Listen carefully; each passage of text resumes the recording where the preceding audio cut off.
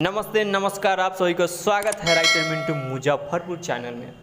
होलिया में काहे भइल बाहर पागल जी। होलिया में काहे भइल बाहर पागल जी। हमर लहुरा देवर जी, हमर छोटा का देवर जी, हमर लहुरा देवर जी, हमर छोटो का देवर जी।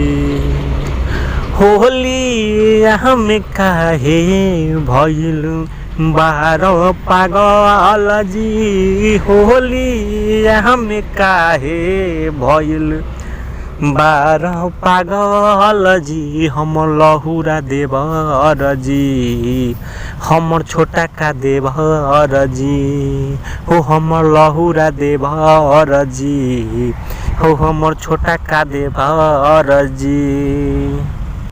उम्मीद करते हैं ये गाना आप लोगों को पसंद आया होगा। अगर ये गाना पसंद आए तो हमारे चैनल को सब्सक्राइब, लाइक, कमेंट, शेयर जरूर करें। अगर इसी तरह आप गाना लिखवाना चाहते हैं तो हमारे कॉन्टैक्ट नंबर पे कॉन्टैक्ट करें। अपना कीमती समय हमारे साथ बिताने के लिए बहुत बहुत धन्यवाद।